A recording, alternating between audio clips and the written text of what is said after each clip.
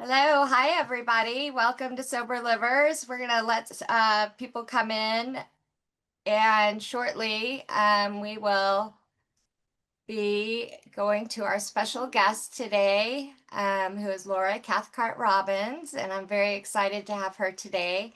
But before we do, I just want to introduce myself to all of you. For those of you who have not come before, welcome. I'm so glad that you're here, and I hope that you will stay and join our community and come back for the fun and community that we provide. My name's Jen Jones, and I founded Sober Livers, and we have some advisors here today, and I can see them as well. But we want to get started as soon as possible so we can give Laura the floor and make sure that she has adequate time to share her wisdom with us. And so I'm going to share my screen.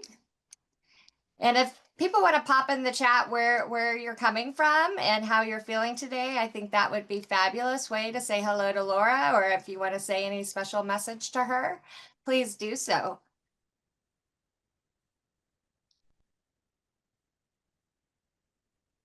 All right. Let me, so I know this always goes backwards. All right. Here we go. We're going to start with our hope agreements. Is that right, Lindsay? We're good? Go ahead. Okay. All right. Here are group guidelines. Participation is encouraged, but please inform us in chat if you prefer to listen only. Feedback, share your opinions. Okay, so let me go back and let me explain these agreements. These agreements, because we have the special guest today, this is going to be what we're talking about for after she's done talking and you're asking questions and in our discussion zone that we will be on. So please remember these when she's done with her presentation. Feedback, share your opinions with empathy and compassion using I statements. For example, I had an MRI instead of an ultrasound because I had iron overload. Medical advice, feedback is not medical advice. Consult your health provider before trying anything discussed here and inform us if you are a medical provider. Confidentiality, ensure you are in a private space, use headphones if needed. Do not share details about group members outside of this meeting. I'm sure you wouldn't want people talking about you. Cameras, I really encourage you for this particular presentation to turn your cameras on because I think it would be great to show Laura your face. But if you do not want to, that is fine too. It helps foster community, and we are recording this, and we will actually be recording the entire session this time. So if you have questions, you don't have to turn your camera off. I really need to change this. So sorry, I meant to do this before. You don't need to turn your cameras off because we have a wonderful cinematographer that edits out your face. And so it will be gone from the recording. So you don't have to worry about that. And anonymity, if you wish to remain anonymous, please use your first name as your screen name. And please, no vaping or smoking on camera. Abstinence, while abstinence is not required to attend, please join the meeting sober. If under the influence, please do not participate verbally or in chat, but please contact a facilitator for support. That facilitator is Nancy Jasso, and she is also the person who's going to be receiving your questions today for Laura. And she will also provide you information for treatment and resources. Politics, we are nonpartisan here. Our focus is on shared experience with alcohol use disorder, liver diseases, transplant, and other health-related issues. Secularity, Sober Livers is primarily secular, but we do welcome discussions on spirituality or religion as part of recovery, following our feedback guidelines. Pictures and recordings, especially during this session, please no pictures or recordings during this meeting. And we will close the doors for this main meeting at 60 minutes. So we are here to learn from each other, offering compassion, empathy, and kindness. So please take what resonates with you and leave the rest. And I will pass it along to Lindsay. Hi, everyone. It is my pleasure to introduce Laura Cathcart Robbins. She is a writer, podcaster, and public speaker. She wrote her memoir, Stash, My Life in Hiding, which was named the best memoir of 2023 by Elle, and hosts a very popular podcast, The Only One in the Room, where she interviews amazing people with incredible stories. She is also a mother and teaches writing classes online. And I took her memoir class 2 years ago because I have a story to tell and because I wanted to meet a mother that chose her children over substances. I have been the daughter of two people with substance use disorders that chose the substance over me. So hearing her story was very impactful for me. Thank you, Laura, for being here tonight, and I'll give it to you. Oh, that's so lovely. I forgot about that, Lindsay. Thank you. Thank you. And thank you, Jen, for inviting me to come and um, talk about the process of writing about trauma and substance use disorder. And I actually don't call it substance use disorder. We were just talking before we let people in about how many times I've been interviewed lately. And it seems like everybody, that's like the new national term for it, but I just use alcoholism or addiction. um, those are they just feel better for me. But please don't take offense if you call it something else. Um, so yeah, as Lindsay said, I published, or Simon and Schuster, Atria Simon and Schuster published my memoir. Uh, this is it, Stash, My Life in Hiding. There are lots of pills on the cover. It was one of the things I fought for was so that it was very visibly an addiction memoir when you looked at it. I didn't want people to have any question about what it was about. Um, they published it in March of 2023. And the book is about a 10-month period of my life in the year 2008. Uh, Definitely the hardest, most painful, excruciating year of my life. It's the year that I got divorced. It's the year that I got sober. It's the year that I went to treatment. It's the year that I left my kids for the longest period of time that I'd ever left them. Um, it's the year that I came back to society after treatment in absolute shame, um, for having quote unquote failed and just didn't know how to be, or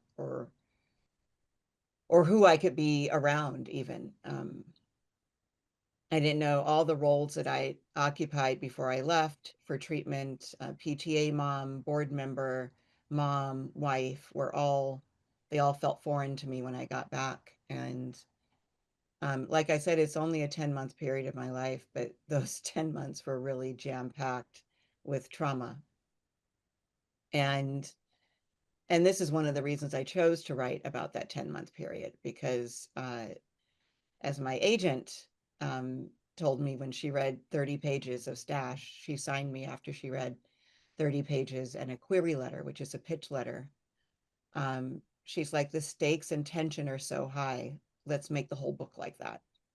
So in order to do that, I needed to just make it about a very finite period of my life when the stakes and the tension were high the entire time. And that's what this book is. I'm also a personal essayist.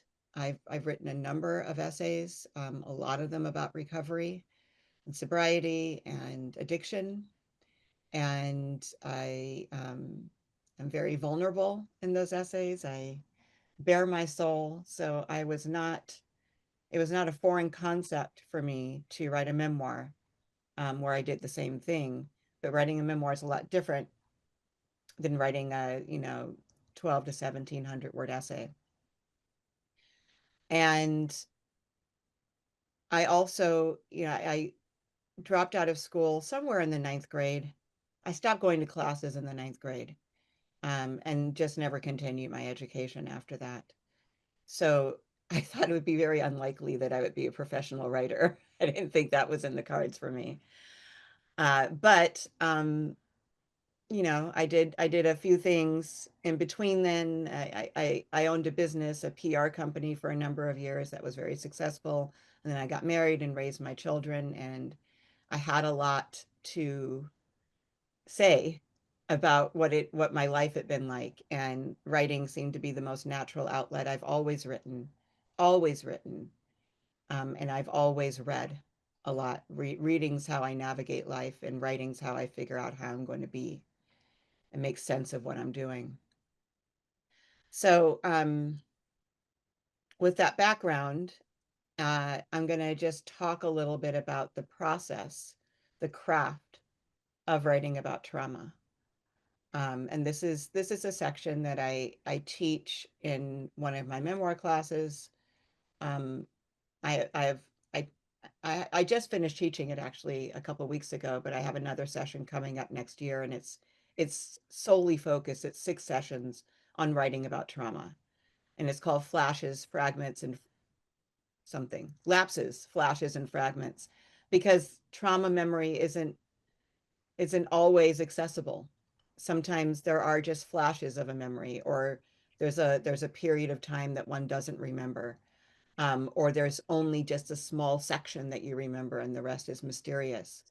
So how do you compose? How do you create a body of work out of that, with a mind that's protecting you, right? The mind is protecting you from these memories that might be too painful to reconstruct. So um, this is I'll just start going through, and then I think Jen said at the end we'll do questions from the chat. So writing about trauma, just the writing about trauma can be traumatic, and that's an interesting thing to think about. Like, so you've lived this trauma, but then in writing about it, that can also be a trauma to the body because you're now reliving something. You're reliving a trauma. So I am very intentional about what I watch and what I read before, during, and after my writing process. Some people that I know a lot of memoirists who write about the same types of things. A lot of them right now, especially, are on news diets where they're taking in very little of the world's news at the time so they can really be clean for the process that they're investing in, and especially while writing traumatic scenes. Uh, Focus on hearing from those who have done it before. This is what I did. I went to a lot of writers' festivals and panels and conferences, and every time there was a panel on writing about trauma, I was in the front row. And I just listened to what other people's experience was as they wrote about it, because I really wanted to make sure that I took care of myself while I was writing this book. And then read memoirs that are, they don't even have to be about the same subject matter, but if they're in the trauma lane, there is craft to be learned from each of those, and you'll identify with some of the same feelings if the feelings are the same. That's a really good way, excuse me, to borrow techniques from these people when they're writing about certain feelings that you've had, and these traumas occurred in similar ways, and you can borrow those ideas. Read personal essays, listen to podcasts where people share vulnerably. And then, what happens with me is, like, when I sit down to write a traumatic scene and it's not coming, like I just can't get there to get it out, of my fingers onto the keyboard, onto the page, I'll switch things up if there's no flow. That's what I call it, a flow. Sometimes I sit down and I'm like sometimes I'm upstairs in bed, my office is downstairs, and the flow will start like when I wake up. Ideas just start pouring into my head. And it's like almost like running to the restroom and getting to the toilet on time. It's like I run to my computer and try to get everything out on time. I don't have any control over that. And the same thing happens in the reverse, where I'm sitting down ready to write and I don't have anything coming. So when that happens, um, I'll use a writing prompt maybe that I like. I have a few different writing prompts that I like, and I'll just write for 10 minutes on one of those prompts. I will stretch a little. When I wrote Stash, I did 10 push-ups Every time I was like stuck on something, I would stretch a little and do 10 push-ups. Sometimes I'll go upstairs and eat something, and then I'll sit down and I'll write some more. And if I'm still not in a flow, I'll use another writing prompt. I'll go sit in the sunshine. I'll write some more. Then I'll take a walk. I'll write some more. I'll talk to a friend. So I break it up. I don't just sit there and stare at a blank screen. That's not productive for me. And I don't know anyone for whom that is productive, honestly. Um, my friend Lisa Ellison Cooper, who's a memoirist and a fantastic writing coach, she describes, she talks about comfort versus self-care. And she says that you need both when you're writing memoir, especially when you're writing about trauma. Um, it expends energy, right? Writing about trauma. So you don't have to do anything, but I find it important to take care of myself around that. So, um, preparing is one of the things that I do. And the way I prepare is I get up pretty early. My best energy is in the morning. I've tried writing at different times of day. I can write in the afternoon if I have to, but definitely my best writing energy is in the morning. So that's when I try to do it. And so I get up early and then I work out. If I try to work out later, it's just not going to happen. It also like opens capillaries and kind of helps me focus. So I work out every morning before I write. I write every day. That's not true. I write 5 days a week. I don't write on the weekends and I don't work out on the weekends, but I write 5 days a week. So I get up early, I work out, and then I meditate. And depending on what I'm writing, I might meditate at my desk and really just bring myself into a space where I feel good about what I'm about to write. And so, oh, the other thing I do before that week even starts, so Sunday, I food prep. And this might seem like, what does it have to do with writing? But for me, it has everything to do with writing. So I chop up stuff for a salad. I bag and chop up stuff for my smoothies. And so that way, when I do take a writing break, I have something very easy to prepare that's nutritious for me, that'll give me fuel rather than weigh me down and make me tired. It's not good for me to eat like, things that aren't good for me while I'm writing, especially when I'm writing trauma. So I make sure I have all those things chopped and prepared so I can just quickly eat something, not too fast, but I can quickly prepare something and then eat and then get back to it. Um, and then, so that's the preparation. And then my writing, I commit to writing scenes. Other people do it by word count. Some people write chapters. Um, I I have in my mind what the scenes are that I need to write the next day. It's usually 2 to 3 scenes. And those scenes will probably be part of a chapter, but they're not a chapter a piece. So they're, maybe I don't even know how many words each scene is. And it totally varies. But so I'll sit down and commit to writing 2 to 3 scenes per writing session. So that's the writing. I usually turn my phone around so that I'm not distracted by things that come in. I could put it on focus. I don't do that because I don't want to miss my kids calling if they call. So I just turn it around so I don't see notifications or alerts. Yeah. And then afterwards, I make sure that I schedule out time to decompress. If I'm writing a traumatic scene, this doesn't go for the entire time that I'm writing because sometimes what I'm writing isn't traumatic. So I'll just write those scenes and I don't schedule time afterwards to decompress. But if I'm writing a traumatic scene, I'm not going to run off to dinner right after I finish writing. I'm not going to go to a movie. I'm not going to go visit a friend unless that's what's good for me. Usually, I'm going to schedule a couple hours afterward for me to just do whatever I need to do, which might be just rest my eyes. It might be eating chocolate. It might be watching Netflix. It might be watching trashy, whatever. It might be reading. But whatever it is, I don't have to do anything during that time. I'm just allowing myself to be. And I find that that's really important for me. And I know it sounds like a lot, but the result for me has been that I've been able to write really nicely um, the traumatic scenes without re-traumatizing myself. And that's the goal here, is to write about trauma without re-traumatizing yourself. Um, when I find something is painful, I stop and I zoom out and I ask, why do I need to share this first? Who am I writing this for? That's really important. What will they learn from it? While I was writing Stash, I knew that some of the graphic details would shock my readers. And so I decided to zoom out and take an overview and looked at the whole story, trying to understand the scenes in question, what could be eliminated. And if I eliminated, would the story be complete?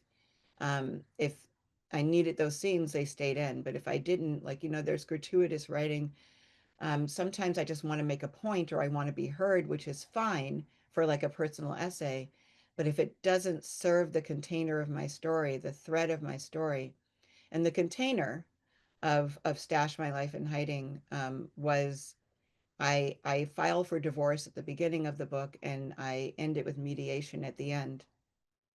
The thread of the book was my desire to stay in my children's lives. And then also it opens in February of 2008 and it ends in December or March of 2008 and it ends in December of 2008. So those are the containers that I used and the thread. So anything that varied from that, I really had to kind of hold my feet to the fire to see why I was including this. And if it wasn't essential, if it wasn't intrinsic to the story, then I set it aside. Um, when it comes to fresh trauma, it can be really easy to get hung up on an experience. And you might be allocating way too much precious time to one thing when your time could better be spent on other scenes. Also, when trauma is fresh, it can be hard to get perspective and it can devolve into revenge writing or venting, neither of which are sexy in a memoir. Nobody wants to read that. It's good writing for journaling. Absolutely. Get that stuff out on paper. But if you're looking to publish, then you don't want that in your book. So, you want to be mindful of where you are when you're writing about trauma. You don't want to write at the expense of your mental, emotional, or spiritual well-being. I waited 12 years to write about the most painful year of my life. And I'm not saying that's the marker, like you have to wait a certain period of time before you can write, but you need to write. You don't need to do anything, but my suggestion would be to wait until you are sure that you're not writing at the expense of your mental health. I wanted the ability to retell particular stories, the vulnerable, excruciating ones, without reliving them. And if I couldn't write a scene without reliving it, I wanted to be as sure as possible that nothing that I wrote would put my well-being in jeopardy by doing so. So I always check in with myself before I write that challenging scene, make sure I'm absolutely ready to experience those feelings again. Because to retell a story in a compelling way, sometimes you do have to go back and relive it, to remember how something smelled or tasted, to recall where emotions settled in my body, the churning stomach, the trembling fingers, the hot, angry tears. I sit with my eyes closed and my fingers on the keyboard, and I let those feelings wash over me. I smell the bread baking. I feel the sand under my fingertips. Like whatever it is, wherever I'm writing about, I wait until I am actually immersed in that world. Um, and I'm actually going to read something that is from my book. This is a bit of something that I relived in order to write about. That was quite painful. So, okay. This is from the chapter Rock Bottom, appropriately. It's been 6 hours without an Ambien now, and my head is exploding. Sharp metallic pins pierce deeply into my temples, gums, and jawline, causing me to grind my teeth. My plan was to hold out from breaking into my Malibu stash until after bedtime, but I can feel the pain coming for me, roaring into me like a thundercloud. I'm going to need to knock out before it gets any worse, and to do that, I need to be alone. My best idea is to feign a headache and ask the neighbors if they'll take the boys to watch the fireworks. It's July 4th. The amount of effort I have to put into sounding effortless on the phone drains me of my last bit of strength. Moments after watching them pull out of the driveway, I'm in the closet with a shoebox in my hand. I reach inside and thank God out loud as my fingers find the precious sock-wrapped pill bottle. Quickly, I tiptoe into the kitchen for the vodka in the freezer. I empty 3 pills into my palm and my ears start ringing like I've been slapped across the face. Only 3? The familiar blanket of fog rolls in, preventing me from recalling the events of last weekend. I fight to retrieve the first memory and my mind hits a dead end. I feel a scream rising in my chest. How can I only have 3 left? My throat is so dry that it's hard to swallow the 3 pills, even with the gulp of vodka. Pushing my hand into the fleshy part of my chest to calm my fluttering heart, I can picture my adrenal glands pumping epinephrine into my system at full speed. Floating above my body, I watch it sprint back to my closet and open another shoebox, then another. I hear the sound of my panting as I stuff my fingers into the toes of each pair over and over. Soon the closet is littered with open shoeboxes and shoes. No extra stash. My knees seem to be missing their ligaments as I wobble into the bathroom. I open the medicine cabinet, grab 3 Benadryl, and wash them down with more vodka. Oh, please, God, please let me feel something. Please, please, please. Suddenly, my legs give way, and I sink to the floor with a thud. The grout between the cold, quarter-sized porcelain floor tiles beneath me feels smooth under my fingertips. I claw at the tile pieces until my skin starts to separate from my nail beds. A sob starts to form in my throat, then disappears. It's dark in the bathroom, but I can see my silhouette in the full-length mirror. Another sob evaporates as I push myself off the floor. It's time to give up. And so if you're reading that scene, you can see how I had to go back and remember these details, right? The pins in my jawline and in my temples, the feeling of that grout, those floor tiles underneath my fingers. Like I can feel them right now. I know they were hexagonal. They were hexagons. And I remember feeling the outline of them. And I only remember it because I brought myself back there. And I could only bring myself back there because I was ready to do it. And it was challenging. It's a whole chapter like this. I just read a bit of it to you. Um, I really went into a hole when I wrote this chapter. And I came down here when I wrote Stash, I wrote from 11 to 7, 5 days a week. And so this took me about 3 days to write this rock bottom chapter. And then I had to go back into that chapter with the editor once the book was sold to Simon and Schuster and relive some of that again. So it was not easy to climb out of that hole and back into the real world after I wrote these things because I had to literally take myself back. I guess it's not literally, but figuratively, memorially take myself back to that really sensorial place where I could feel everything, which meant that I felt everything, and I felt that sense of defeat and that despair and the agony of what I knew was in front of me. I felt all those things in my body again, and I can tell you exactly where they landed, which I'm going to talk about a little bit. Um, so let me So yeah, so you want to ask yourself, am I okay to write this? And if the answer is no, or not yet, skip ahead to an easier scene, one that isn't so hard to write, and then return to the hard one when you're ready. Some people don't get this, but when I wrote Stash, even the most painful scenes like this one were exciting to me to write. I was really excited to write it. I was excited to be immersed in this and see what I could retrieve from there and get down on the page. Even when it was painful, I felt so much power and agency in telling my story the way it happened to me. Um, I don't think for me that would have been the case if I had told it years earlier. I think I might have been nervous to write it. I wasn't nervous to write this at all.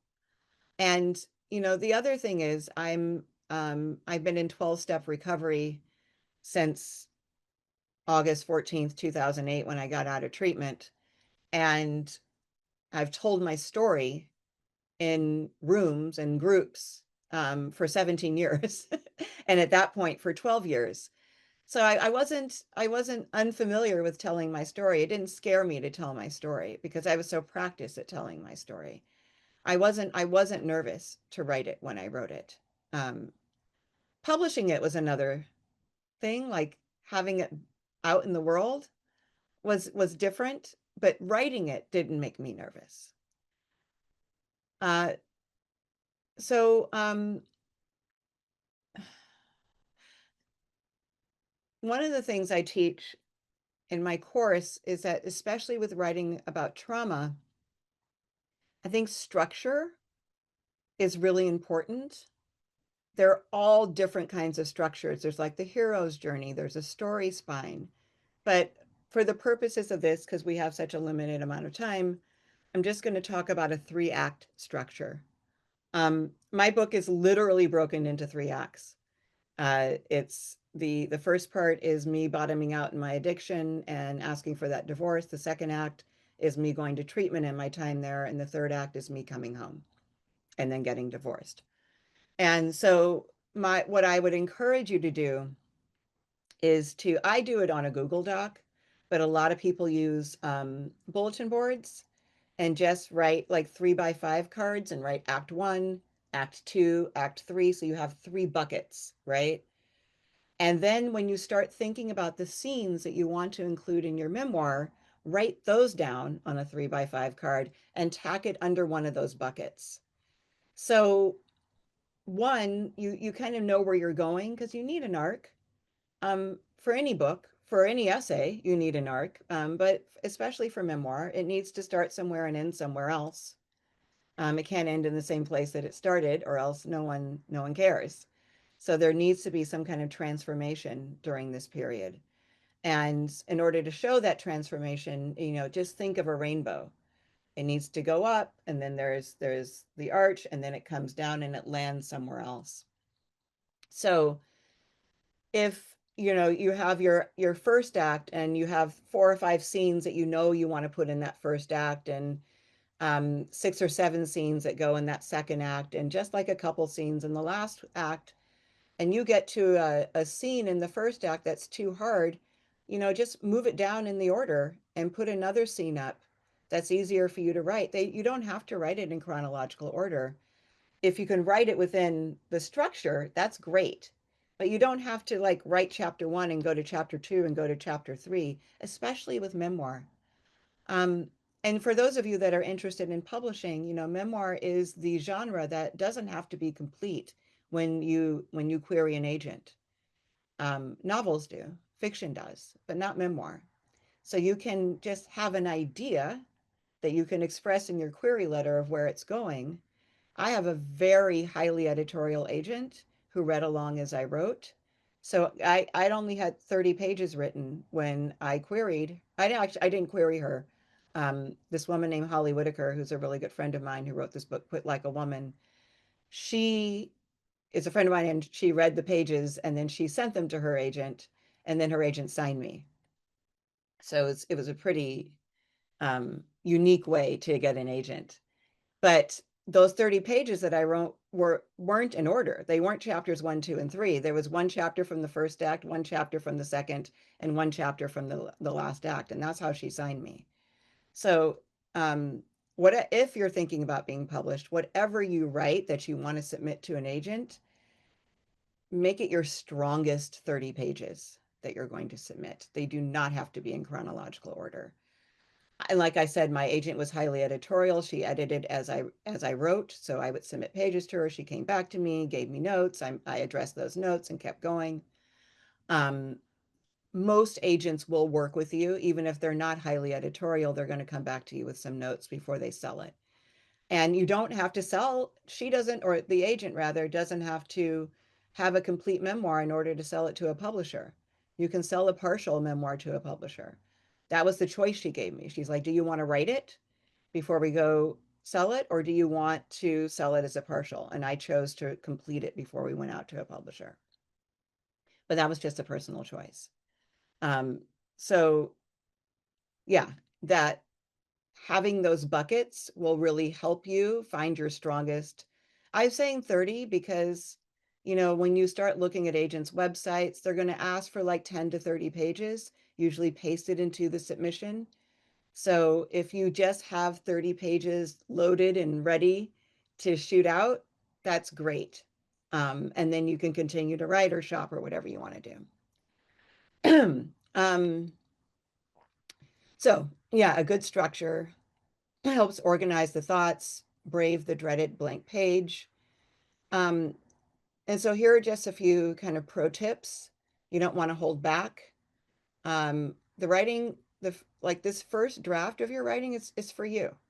So don't worry about grammar or syntax or spelling. Don't stop yourself and go back and you know, um, look up like logistics or facts. Like, is this really 20 minutes away? Leave that for later, you know, just write it, just get it out onto the page. Don't worry about what anybody else might think, whether it's well written or kind. That's a really big one. You may not be incredibly kind to some of the people in your life at this time in your writing. That is okay for a first draft. Use real names and locations if that helps. I did. I changed almost all the names and locations in the published draft of the memoir. But and when I first wrote it, I wrote everybody's name and their locations. It just helped me. It was hard to remember if I tried to change things as I was writing. It was just much easier to get it out there with all the real stuff, all the real identifiers.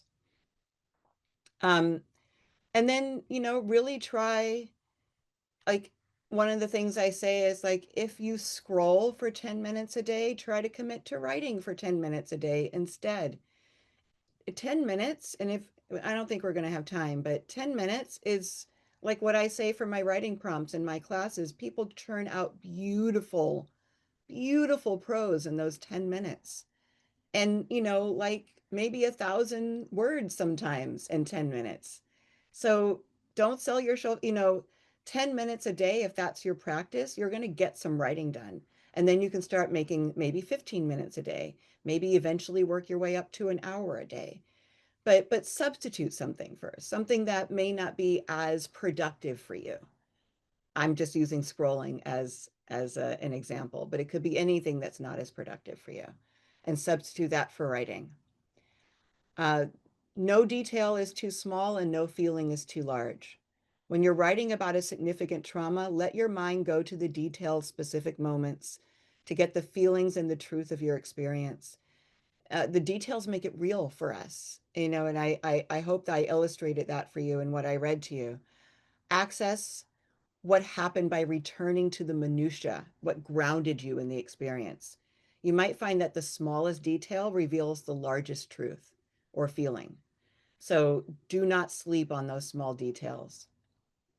And then, reach for the revelation. As you grow, you change. You might have learned what matters, what doesn't, what gets you through. You might have learned more about yourself. Reach for those lessons as you write. Humans are meaning-making machines, and writing is a natural way to get there. People are going to want to see what your revelation was as a result of what you went through. They want to see that something good happened as a result of this, even if it's really challenging. The experience itself, what we come out of it as or with, is what they're looking for at the end. My friend, author, and book editor, Tamala Julia Gordon, says, read yourself full and write yourself empty. Reading can be an equally important part of the healing process and writing about trauma. Reading about other struggles with similar issues can be validating and help you feel less alone. I've always loved to read. Like I said, I'll look for books to help me make sense of myself in the world. In fact, books, particularly memoirs, were the only way I knew how to do anything while growing up. Whenever I went through a painful period, I searched for books that reflected my experience. And at age 43, 17 years ago, when I was getting sober and divorced at the same time, I looked for books written by women going through similar circumstances. The spoiler is I didn't find any, so I wrote it. Um, but even still, when I was writing Stash, I ate memoirs. Like I just read memoir after memoir after memoir. Reading inspires me to write. I can't imagine one without the other, and I wouldn't recommend it. Um, and it also helps you to find your voice reading, because when you're reading other people's work, you notice their voice, and it's just like if you saw no author's name on the cover, but you can open a book and just know who's written it by the way it's written. That's their voice on the page. Your story and your voice are what sell your memoir. If you don't have a distinctive voice on the page, you're not going to sell it, period. And so I like to say that your voice, because it's what sets you apart from other writers and makes your memoir stand out. It's your personality is your voice. Your style is your voice. And it's not just what you say, but how you say it. When writing a scene or a story, this is what I say all the time. Don't write a scene or a story. Tell it to a friend in your head, and then write it exactly as you would tell it to a friend. Use those same words. Don't try to be literary. Don't try to be writery. Don't try to write it. Don't agonize over like what words to use. Tell it in your head or say it out loud. This is what I do sometimes to somebody who's not there. Um, and sometimes I'll get stuck, like I'm trying to write in a literary way, and I'll start losing the track of it. I'll start losing my voice, and I hear it, I feel it. And so I'll stop and be like, okay, Laura, what are you trying to say here? What's the story you're telling? Just tell that story. And then that's what I do. I get myself back on track. I'll usually erase a paragraph or two, and I'll write it exactly as I would tell a friend. And that's my voice. It's really important, your voice. It's how readers recognize you as an author. It's your writing's unique identity, and it helps readers connect with you on a personal level. And when they connect with your writing, they're more likely to keep reading your work and become a fan, which is really important too. Um, so like I said, you want to read a lot, you want to write daily, you want to write from the heart, write authentically using words you use in everyday life. It's a critical part of developing your writing style. It's what makes your writing genuine and relatable, because you want to be a reliable narrator. Jen, how much time do I have? So you have 15 minutes until we start our what we normally call our reflection time, but we are doing the entire 90 minutes if you're okay with that. And so Okay. you could, yeah, so you have time. You've Okay. got like All right. 45 more minutes. Excellent. Thank you. Uh-huh. Um, so some authors, so like if you're coming up to a scene that involves abuse, which is obviously traumatic, and a lot of and I don't mean substance abuse, um, but if you were abused or there was abuse involved, um, sometimes it's just too hard to write about in that moment. And so what some authors do is use color or temperature to describe those phases or the energy of it.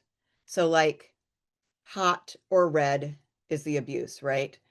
Cold or yellow might be adultery. Warm or green could be happy. And it could sound like this. After a long period of yellow, which is adultery, I thought we were finally back to green, which is happy. And sometimes just switching out those words is helpful to get stuff down on the page, and then you can go back and write the hard details in later. But like I said, the main thing is you just want to keep writing, whatever it takes just to keep getting stuff on the page, unless you're doing it at the expense of your mental health, then don't. Um, Athena Dixon, who's another friend of mine and an author and an editor, she has a file called Good Morning Heartache, where she writes every morning like it's going to be published every single morning.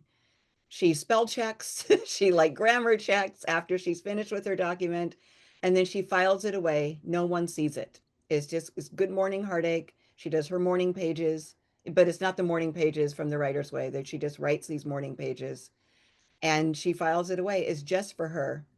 She has at times pulled sections of that out to include in memoirs because she's a memoirist. But that keeps her going, it keeps her flowing. And it also is really good for her mental health because it gets stuff out of her and onto the page. Tembi Locke, she wrote a memoir called From Scratch. That was a Netflix movie, series rather, with Zoe Saldana. It's amazing. It's about grief. It's a grief memoir, and she says, I don't think it's writer's block when she's talking about writer's block. I think we're just scared to look back at the shit that got us here. But writing and sharing gives the bad stuff meaning. And then she says, writing from the wound is important, but keep something for yourself. Also realize that there is probably not one wound, but many. And what she was talking about then, the memoir is about her falling in love in the most like romantic way, an American in Italy who falls in love with a chef, and they get married and have a daughter, and then he gets diagnosed with cancer and he dies. And when she wrote this memoir, she wrote about everything. And she was handing it over to her publisher. She was sending it off to her publisher. And she realized that there were some scenes in there that she didn't want to have to share with the public. She wanted to share the story, but there were some scenes that needed to be just for her. She was so glad she wrote them. It was so important for her to write them, but they weren't for everyone. So that just to remember, there are times where you need to write it, but before you hit send, before you share it with the world, be sure that there isn't anything in there that you want to keep for yourself. That's just for you. Not meaning a secret, but just private. This is a private memory. The author of Behold the Monster, that's Jillian Lauren. I don't know if you all are familiar with her. She's written a lot of memoirs. She spent, gosh, over 100 hours, I think, with America's most prolific serial killer in prison as a journalist. And she solved 96 cold cases during that time with him, just by listening to him. She became his confidant. And it took quite the emotional toll on her. It almost took her out. It was a lot of energy to take on. So she says that she wrote Behold the Monster in the third person. So she wrote about Jillian as a different person. I think she gave herself a different name too. So she walked into the prison and she saw Sam Little there, and then she did this and she did that. And that distance allowed her to write the memoir. When it's published in first person because it is her experience. But she wrote it in the third person to give herself that distance, which was the only way she could do it without jeopardizing her mental health. Let's see. Things I've learned over the years. It's why I fell in love with someone bad for me that needs to be investigated, not why they're bad for me. My readers need my inventory, not theirs. So I'll say that again. It's why I fell in love with someone who's bad for me, but not why the person is bad for me that needs to be investigated. It's stuff like this that makes me a reliable narrator. If I take my own inventory in my story and not other people's. And that doesn't mean that I'm not writing about other people as I experience them, but the inventory I'm taking is mine. So if this person's bad for me and this person's bad for me and this person's bad for me and I'm the common denominator, then what is it about me that keeps seeking out these people? That's what needs to be investigated in my memoir. And if I'm a reliable narrator, then people trust me and want to continue reading the book. But if I'm making everybody else the bad guy, people are going to be like, I don't know. I don't know how truthful she's being. So being a reliable narrator, especially in memoir, is incredibly important. So that's one of the things that I keep going back to, even if it's not specifically that circumstance, but just remembering that the only inventory I take is my own in my book. I have two journals always going. One is called a common book, which is where I write down quotes that I love. I write down lines from movies. I write down lines from books. I write down things people say that are inspiring to me. And they may not be like positivity, all the time. Sometimes they're like really dark things, but I'm still inspired to write about it. So I will write down anything that inspires me, um, period, even if I don't know that it has anything to do with my writing, but I'll put all of that in my common book, which is this one. And then I have my journal, which is stuffed with things right now. And in the journal, I write down, I journal. So, and I've journaled ever since I was a little kid, but I'm not like a journaler like a lot of writers are, where they daily journal and chronicle every aspect of their lives. I only write when things are bad. So like, or something, you know, um, momentous happened. Like if something like my son got engaged, right? That went in my journal because that's a really big deal. But it wasn't just about like, yay, my son got engaged. I wrote about how I felt about that. There was a real possibility that I wouldn't live to see this. I was taking lethal doses of pills and washing them down with vodka on a nightly basis. Uh, I had no idea at the time that I might not wake up in the mornings. I found that out in treatment. But I really could not be here right now. Very easily could not have been here. So I'm struck by these events, especially the really big ones, or maybe not especially. I'm also struck by the smaller ones, like, you know, um, his refrigerator was leaking and I got the call. It's like, what do I do? Like these things are significant to me because I'm here for it and I easily could not have been. I'm grateful for these things. So I write about these things in my journal when they strike me. But mostly I write about the bad stuff. I write about when I'm sad, when I'm angry, um, when I'm disappointed, like those are the things. And this is not on purpose. This is just what I've noticed in my journal. It's filled with mainly those things.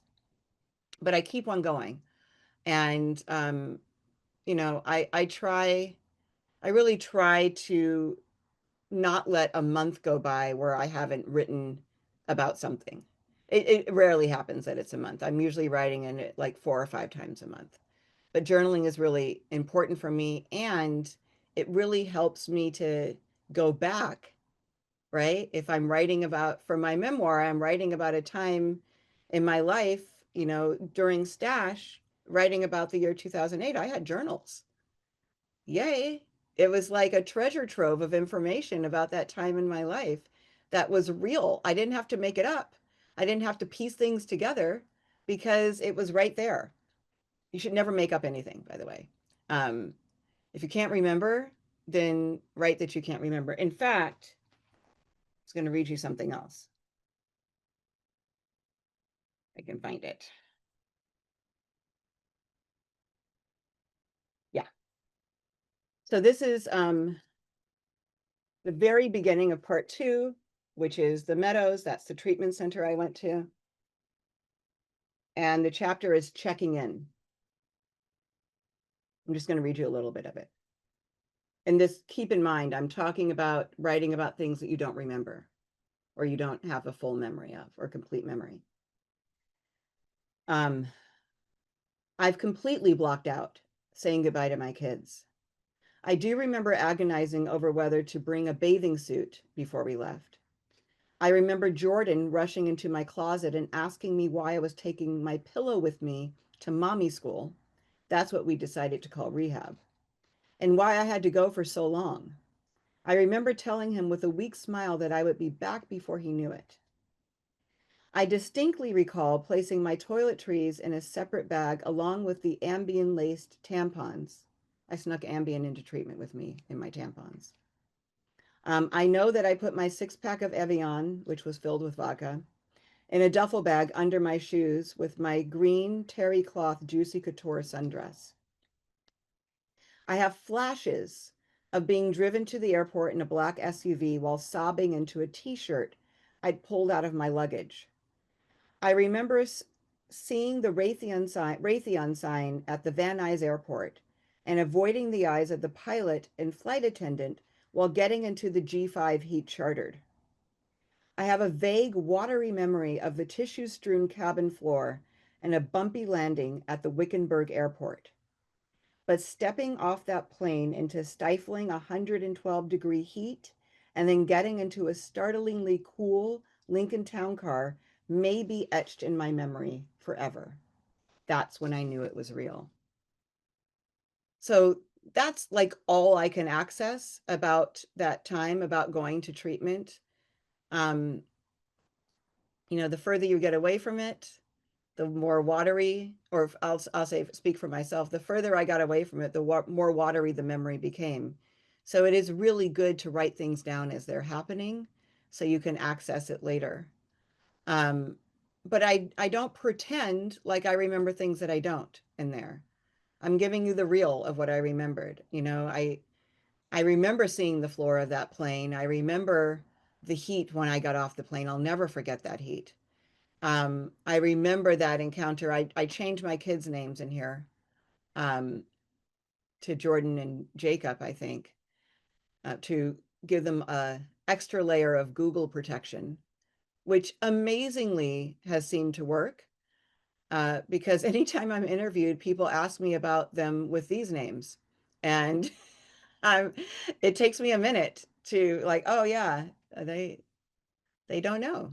Um, any case, so if you don't know, don't make something up. Write what you do remember. If all you can remember is being numb, write that. If all you can remember are sounds, write the sounds. If all you can remember is coming to, write that. But don't make up stuff in between.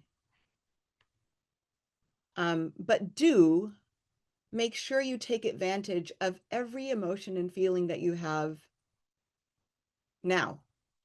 When you're sick, ill, or you're bored, or you're elated, or you're furious, really take note, stop, and do an internal diagnostic check on yourself. Like, okay, I'm feeling sick. Where did it start in my body? What does it feel like when I'm sick? Is it like boiling water in my veins? Like my head is a bag of ice cubes? Okay, I'm nauseous. Is it only in my stomach or do I feel it in the back of my throat as well? You think about something that makes me angry, but is it anger or hurt? What's happening with my body? Are my fists balled up? Is my heartbeat rapid? Um, I sold a novel. Where do I feel that elation in my body? How long does it last? What replaces it when it dissipates? Journal these feelings as you're experiencing them. Make notes on the pages that you're writing. I keep my notes at the end of the document that I'm working on, and I retrieve them as I go along. This way, if you're faced with a particularly traumatic scene, you can kind of cheat a little bit. So if I'm writing about a scene where I'm sick, right? I have the flu, but I don't really remember what it felt like then because I don't remember that day very well. But I can say when I get the flu, it always starts in my throat. And then I get, nauseous, which, feels like acid going up and down my esophagus. I can tell them what it's usually like for me when I'm sick. I don't have to say that day, this is what it felt like. But if I've really taken good note of what it's like for me when I'm sick, I can use that in the chapter that I'm writing to reflect back on. And people appreciate that. They want detail. They want as much detail as it's possible to give them, you know, being honest, of course. Um, so you also want to write things plain. Don't complicate things, especially scenes that are already complicated. Don't anything that contains a lot of and then, I put red marks through it when I'm reading my students' work. I don't want it. I don't want an and then. Get to the point. Don't give me every single detail. I don't care. Give me the feelings and the details that count, that bring me into the scene. You know, the most important thing is that I, as the reader, disappear into the scene that you're writing. I don't want to be in my seat. I don't want to be on my sofa. I don't want to be in the chair at my dining room table. I want to be in the scene with you. And if you start going and then, I'm out of the scene and I'm back in my seat and I'm bored and I'm putting the book down. Um, what keeps you up at night? Write about that. If you're up at night and you can't go back to sleep, write about what's keeping you up. Write about it in the moment. Keep something next to your bed where you can write. I keep my phone because I write on Google Docs and Word on my phone. So I'll just pull it out and write whatever it is that's in my head that won't let me go back to sleep. Once I get it out on paper, there's a better chance that I can go back to sleep afterwards. Melissa Febo says, write what's caught in your throat and needs to be said. Um, so I have a prompt, a quick prompt, I think. Yeah, I have a quick prompt. If, I don't know, how many people are here? 21. And you said, Jen, that it's okay to do a writing prompt, right? Okay. All right, so this will be a 5-minute prompt. You have a choice. You can either pick a scar on your body, any scar, and write for 5 minutes the story of that scar. That's writing prompt number 1. I'm going to put these in the chat.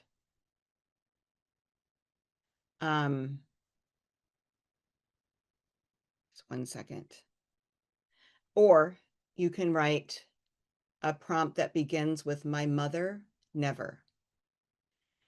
And you want to list, well, we don't have time to do the list. So just think of, like, for me, it could be, my mother never let me know how poor we were. She never did. My mother never wore makeup. My mother never let me hear the N word until I was like, I think I was almost 12. She really protected me from that. But it's also, my mother never left my abusive stepfather.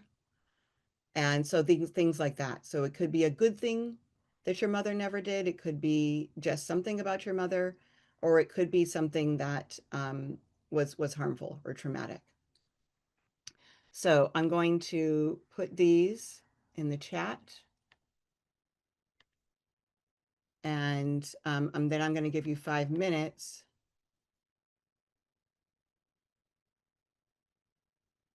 to write one of the two. Pick a scar, any scar, or my mother never.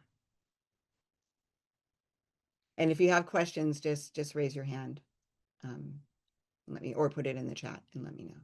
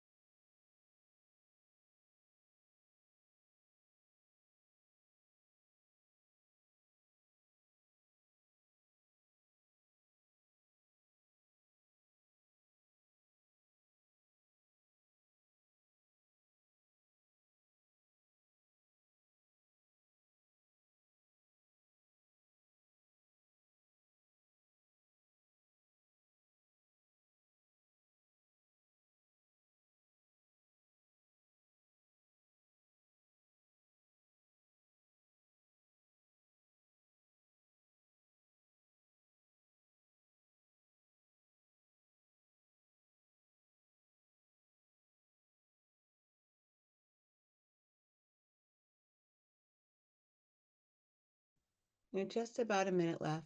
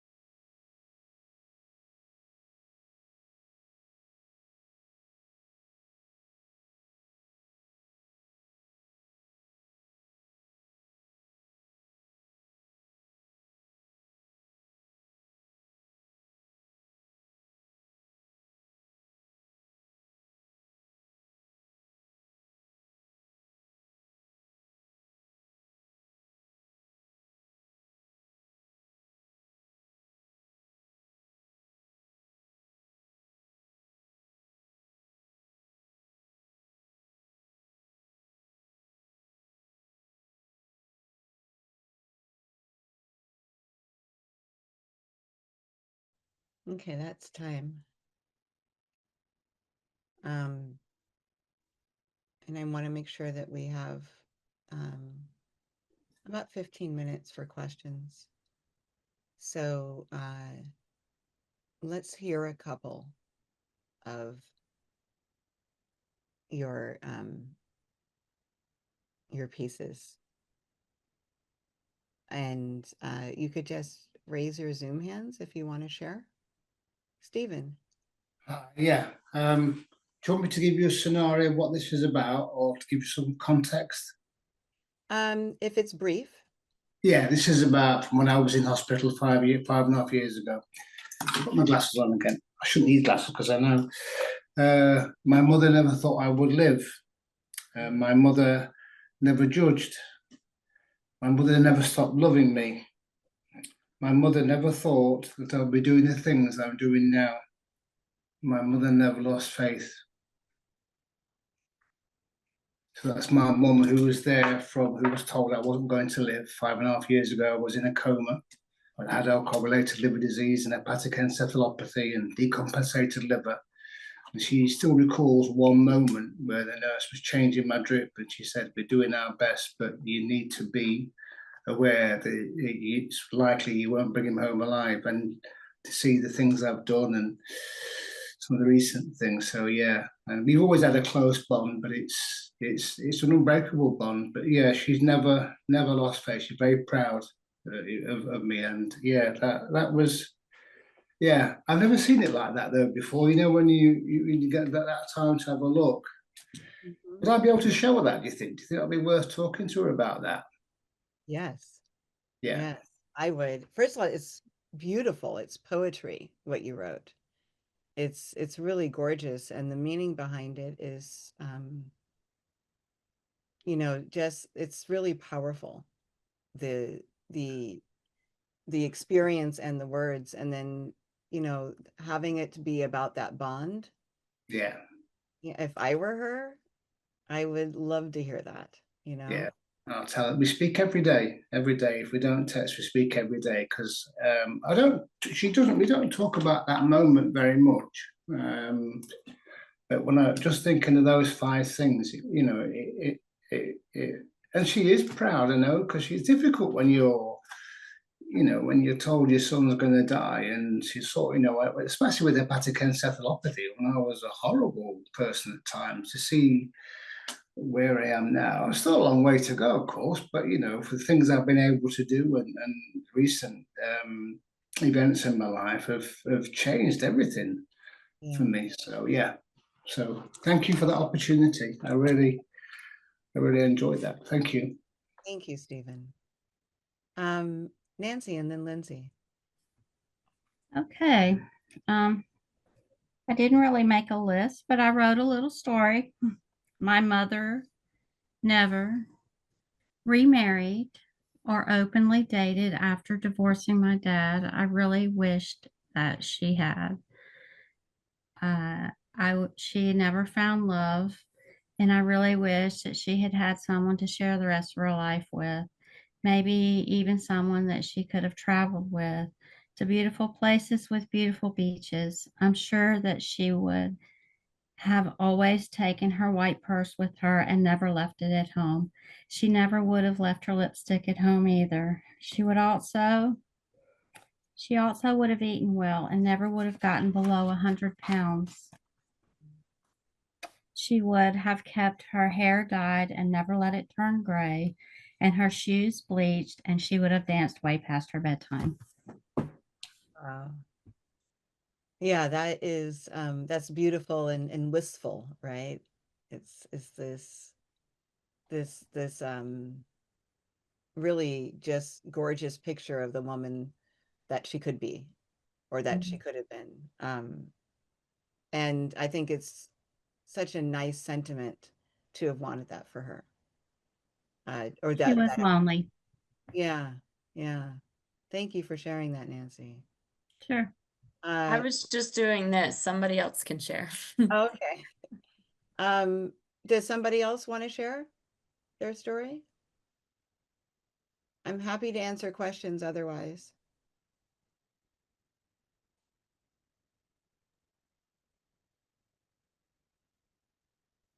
Okay. Sorry, I I think. can share. Oh, Oh, good. go ahead. Can you hear me okay? Yeah. Hi, I'm John. It's very quick. Let's see. So my mother never accepted my homosexuality. She didn't like talking about it. She certainly didn't like, she certainly didn't want to learn about it from other people. And for God's sake, she didn't want me to tell anybody in her family about me being gay, which would just be embarrassing and bring shame.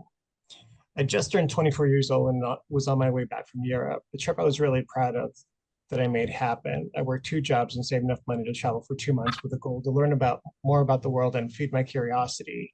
As an aside, before I left on the trip, she told me I was wasting my money. I should have bought a car instead. And that's where I ended. But it's interesting. It was an interesting exercise because I hadn't thought about that memory in a long time. So thank you for that. Well, and you're able to recall it like it, I mean, to me, it sounded like you were writing about something that happened yesterday. So that's really Yeah, great that you were able to recall it with that sure. sufficient Thank you. force. Yeah, as they say. Thank you. So the questions, I will take questions about any part of writing and or publishing, or questions about the craft of writing, or any questions. They don't have to be exactly about what I talked about. But I would imagine, since are you all writers? Are you all writing? No? Are you all, yes? A lot of So girls, yeah. we had it open to everybody who was curious, right? And so some people may not have written before, but I bet they will now. I can tell you that. I don't mean professionally, are you all writers? Yeah, I just mean, do yeah, you all Great. write? Um, yeah. yeah. I journal. I have several journals. I have about 12 journals. I have journals all the way back from when I was a teenager, and I'm 57. So, Wow. and I always have several of them going for different things. I even have a death journal, like I'm writing for my kids to read after I die, but it also has instructions and stuff, like how to pay the bills. But I throw other things in there too, little stories about things I'm doing that they don't really know about right now, and they won't learn until after I die. Yeah. That's fantastic. Yeah, I've just recently started journaling and it's been really good. I bought myself from Amazon some emoji stickers, the smile one, the sad one, and the straight face. And I I said to myself right from day when you can't just put the green smiley face every day. You've got to say it as it is. And I found that really interesting, even looking back over the last a couple of weeks as to why that day, why that week there was so many yellows. And normally I can find a pattern, but yeah, I found that. And what you were saying before about not having to chronicle everything, that's probably things I probably need to just, not to write everything down because it's not always that relevant. But yeah, and everything, the good, bad, and indifferent. So yeah, thank you. But I found that really interesting. I didn't know they made those. That's I wanted to, rather than write it down, they're quite big. That's the only problem. They take up about 4 lines, but I can look. I will read to a page and I can look instantly and see red, yellow, or green. Green is smiley, yellow is okay day, and the red is the not a sad day, a difficult day, shall we say. I like that a lot. Thank you. We do Hey, have Laura. a question in the I'm chat, sorry. but you're reading the chat, so you can see it there. I wasn't, but I will now. But I just heard somebody's voice. Yeah, I just wanted to kind of give you a little lowdown of what I've been up to. First off, I just wanted to say thank you, Laura. I think everything that you've said has been really insightful to me. I wanted to share with everybody that today is actually my 3rd year sober anniversary. So I think it was kind of ironic that Jen had she texted me this morning, like, where the hell are you? And it was very fitting that I should be here today. So thank you, Jen. And I also just wanted to say I've been so busy working. So I apologize for not being available, but I've been working a lot. But one of the things, so having said all that, Laura, is so I have been writing, and I've been writing exactly about what you've mentioned. I've been writing about my own trauma, and so my story is very dramatic, and it always has been. So I'm not going to go into the details of that, but I will say that I did wind up having a liver transplant due to alcohol use disorder, and a lot of it, and so it was stunning. I was in and out of hospital less than a month with a new liver. And it was very confusing. And so I had to pull back in my own life and to really think about it and reflect as to really what happened. So I had to catch up with myself. But then as I began writing, and I wrote all last year, I have maybe over 150 pages. And I start present day and I go backward into sort of how it happened and then my childhood. And then, so it was a big dump is what I'm trying to get to. So it was like a cathartic dump, really. And so it almost felt like I ran out of energy with it. And then other things happened where I needed to find another job and I got busy and very distracted. And so every day I get back to today's a day. I got to sit and write. Then I always either wind up distracting myself or something happens that sort of takes me away from it. And in truth, I have been busy. So now I've sort of finished off with the sort of arc, because I was interesting listening to you talk about that, because I'm sort of 3/4 on the way on the other side. And now I'm really talking about sort of the my life post-transplant and what that looks like and the tremendous change that has happened. And so my question ultimately, I know that was really full breath, but is how can I find the inspiration to, because I was concerned about tone. Let me just get back to that. So because my tone now is so different than it was before. My tone when I first began to write and going through the arc was very sort of reflective, shocked. I was dismayed. And so now my tone, I've worked on a lot of things in my life in the last 3 years, and now I find myself not those things. I find myself very grateful for a lot of things. And so I want there to be consistency in what I'm writing, but I also have to be true, as what you said earlier, to who I am in my experience. So I don't know if you can sort of sum that up for me a little bit, but I guess what I'm asking is, how do I go back knowing that there's been a shift, and how do I just become a little more focused within that, as opposed to writing from sort of the grief part, and I've had also a lot of interesting things happen as I've written that need to be incorporated into sort of the tale at the end. So anyway, there you go. Thank you for listening. Well, first of all, congratulations on 3 years. That is amazing. Thank And you. I'm so glad that we get to meet on your soberversary. Yeah. I do know what you're talking about. And I think that, for me with my memoir, um, obviously I was in a different place when I wrote it than the time period I was writing about, right? So it was really important for me to go back and write it as I experienced it then. So that's what I would suggest. I mean, like some people do write memoirs, like they'll have a chapter that's before and then a chapter that's after and before and after, and they switch tones for each of those, right? A lot of people don't want to pick up a memoir unless they know that the person they're reading about is safe and okay. So starting from post-transplant is great because then they're like, okay, now I can read the rest because now I know that this is going to end in a good place, or at least the book is, right? Um, I didn't give people that comfort in my book. I brought them right into my head. I wrote it first person present tense, and I took them all the way through without them knowing that I was going to end up okay. And that's just the way I chose to write it because I didn't know if I was going to be okay during this time period. So I wrote it.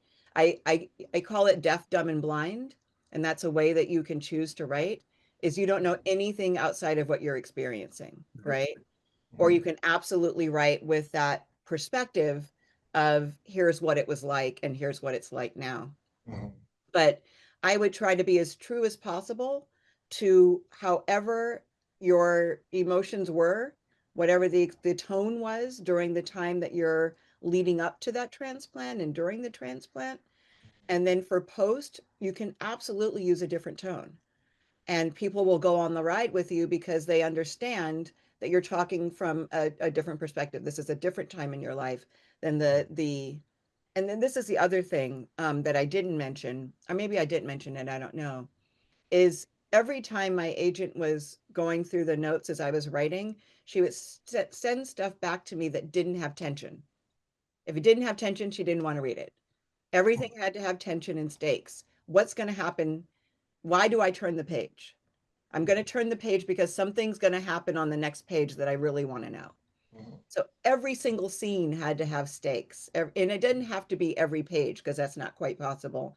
Or it's just, it's too anxiety producing if every page has stakes, but every scene has to have stakes. So it's great if there's tension in that first part, after you let them know where you are and you go back and you can write it from that place. You can even use present tense to write, but let them know when you go back to present day that you're in present day writing in present tense. Okay. Yeah. With like a date device or something.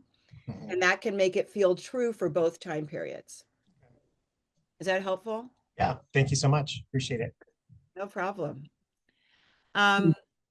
So let's. All I had a quick question for you. Oh yeah. Excuse me. When you're going back and you're sequencing stuff and kind of working out the details of as best you can recall, because we can research things, but it always goes back to our memories. And for me, specifically, I can remember things to a very, very early age. I can remember colors, smells, touches. However, it's not a complete picture because when bad things happened, Mm-hmm. the memories aren't so specific. Yeah. They aren't as tangible, but yet I know they're there. I sort of have an outline, but I have no detail.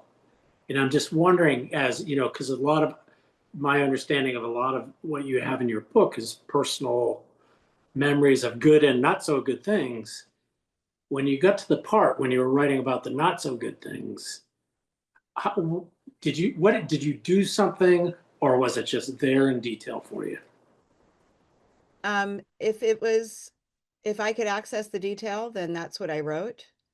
And that's what I talked about, like going back and reliving it and allowing myself to experience those details again. If I couldn't access the detail, if I had blank spots, I was honest with the reader and said, I don't remember this, but here's what I remember about that day, you know. And sometimes another device that people can do is interview other people that were there at the Yeah. Tara Westholver does that a lot in education. She says, I don't remember this, but I talked to my brother, and this is what he says about that day. And that's what she puts in her memoir. So, and the way to do that is not to say to the brother, do you remember the time I fell in the lake? It would be to say to the brother, do you remember the time we were, you know, that summer of blah, blah, blah. And there was like one day something really traumatic happened. Do you remember that day? So that you're not You're prompting not them. leading them along. Yes. Yeah. Yeah. I know we just have a couple more minutes. Thank you. What should I do, Jen? Well, it depends. It depends if you don't mind staying a few minutes late, and we can focus on the questions in the chat and try to get Sure. those answered, and then we can close. Is that okay? I want to Yeah, make yeah. sure that we get those questions answered. So Sure. thanks. So Let's start with Audrey. Audrey, thank you. I focus quite a bit on the impact of financials and societal status on my addiction recovery. Um, Audrey, where are you? Can you just, I don't quite understand the question. Could you just clarify that for me? Yeah, sure. I know it's not particularly well written as we're talking about writing technique. But it seemed, I loved the book, by the way. Thank you very much for writing it. And I didn't think I'd actually have it finished by the time the Zoom was on, but I basically sat down 3 times and read it 3 times and finished the book in those 3 sessions. So I very quickly went through it and could not put it down. So just thank you again for writing it. So the question, it seemed to me that throughout the book, you focused a lot on status, financial status, being fortunate enough to be in a position where you didn't have to worry about certain things that others might. And I'm just wondering if you believe that that's in terms of people who have an addiction, who are alcoholic or struggle with other substances and so forth, if that's kind of a universal truth that it impacts the disease in a specific manner. If you are in a, say, wealthier bracket, if you have social privilege, if it affects the actual addiction. I don't know if it affects the actual addiction. I think, you know, it says in my flap jacket cover, I wrote this, that privilege doesn't protect you from pain. I thought it was really important to write about that intersection of race and privilege and addiction, because every single addiction memoir I saw written by a Black woman was written by someone below the poverty line. And it's not the universal experience. So I wanted to make sure that this talked about there are people who look like me who have these privileges, and the privileges aren't just financial. You know, the fact that, you know, I'm able-bodied is the privilege, you know, like things like that. And I wanted to make sure that one, I acknowledge that as a privilege and that it's not the norm. Yeah. And I'd hoped that these things might protect me from addiction. I wanted to be protected by my financial status and my social status, and I was not.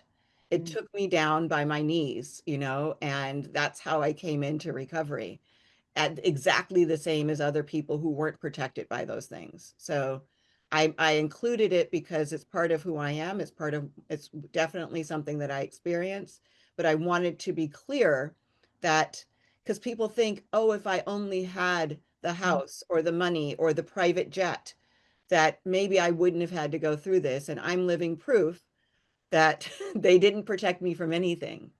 Yeah.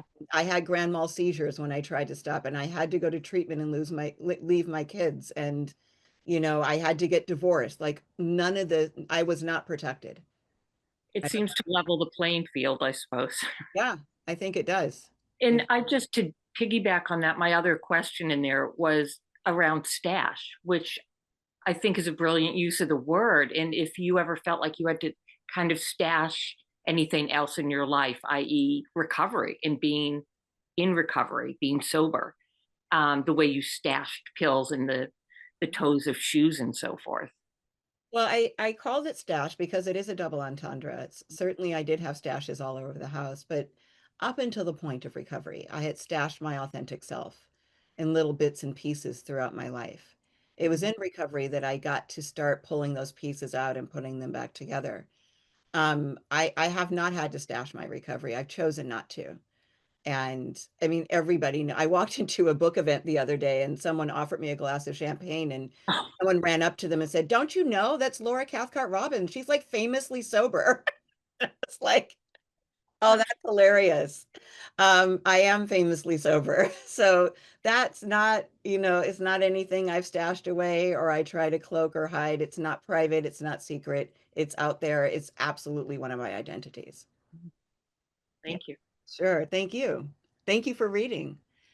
Allison says, I thoroughly enjoyed your book. Oh, thank you, Allison. Specifically page 39. Explain the difference between numbness and oblivion. Yeah, it's really resonated with me. My question is, do you write daily on Google Docs or do you use other apps and programs?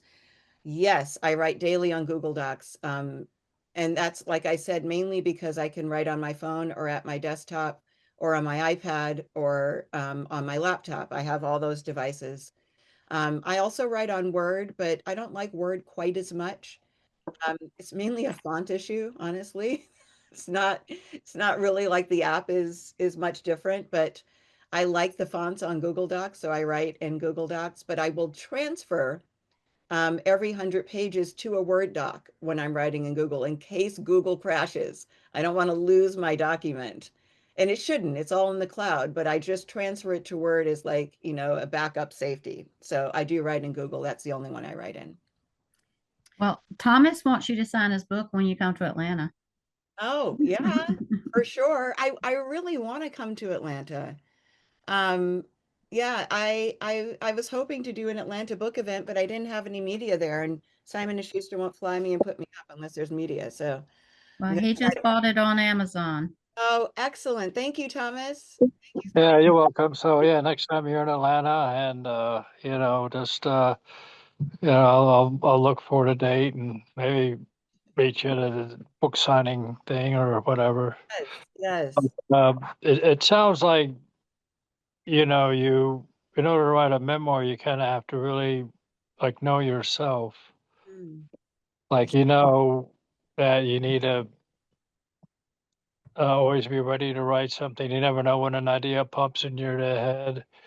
And then you gotta prepare the meals and you know what to eat. And you know that you're like I guess an early bird. That's your best time. And I'm more like a night owl. So everyone has a different rhythm at different time when you have more energy than other days. And you just have to know that about yourself, I Mhm. guess, to be kind of successful.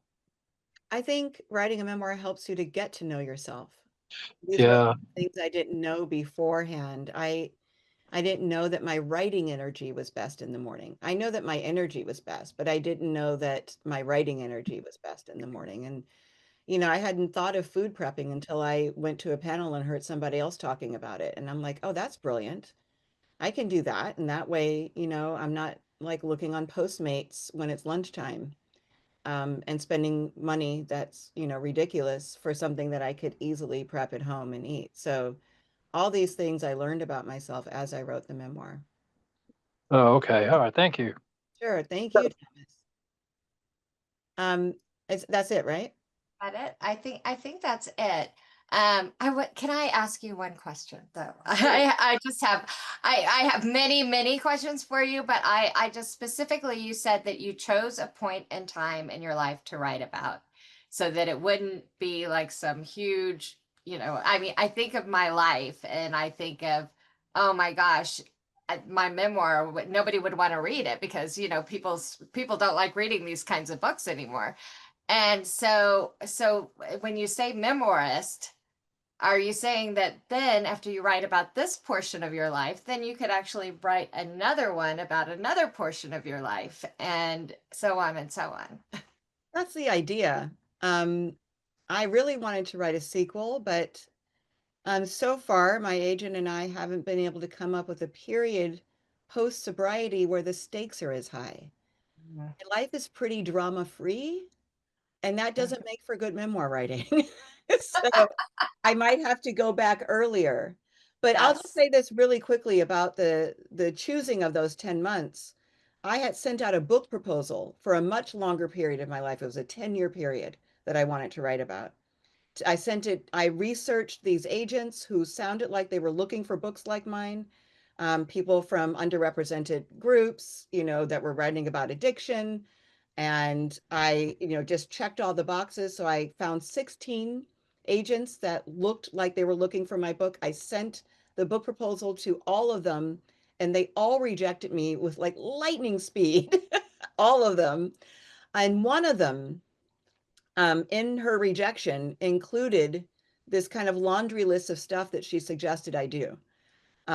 One thing was like I needed to build an author's platform because she didn't know who I was, and she's like, "No one's going to buy your memoir if they don't know who you are. So you need to make sure that you've written articles and speak places, and maybe do a TEDx talk or start a podcast." I did everything she said, by the way. Every single thing she wrote back to me, I took as a call to action instead of a rejection, and I went down the list and did everything she suggested. But one of the things that she said, and one other agent who rejected me, zeroed in on this 10-month period in my proposal and said, "I think this is the meat. I think this is your memoir here. It's not all this other stuff." And so that's why I just kind of took everything else out and I focused in on that 10-month period in 2008. That's wonderful. Yeah. Yeah. I could see mine being prequels, a lot of prequels to the to the actual memoir. Right. Well, thank you, Laura. I just want to say thank you so much for being here. I've learned a lot. I have more questions now. I think I want to take your writing workshop, because trauma is something that I really want to learn more about. And I know that everyone here has gone through, I mean, alcohol use disorder, alcohol associated liver disease. All of this has trauma, trauma, trauma just written on top of it. Transplant, life after transplant. And so I think, Good stuff. you're talking to the right people. We got meat, we got Yeah. steaks, and we got Yes. tension, Yes. and we've got all those things that you're talking about. So I greatly appreciate you being here. And I hope everyone has just soaked all of this in and enjoyed it. And I can't wait to hear from everybody to see how you enjoyed this time with Laura. And so thank you so much. We'd love to have you back sometime. Thank you for doing me a favor. Thank Yeah. you. Lindsay. Thank you. Thank Happy you. to come back again. Thank you so And much. Bye. Thank Yes. you. I'll Thank be you. Bye, here. all. Yeah. I Good heard you, night. Laura. I heard you. I know you did. Bye. Bye. Have a Bye, good night. Have a Bye. good Thanks, night. everybody. Bye.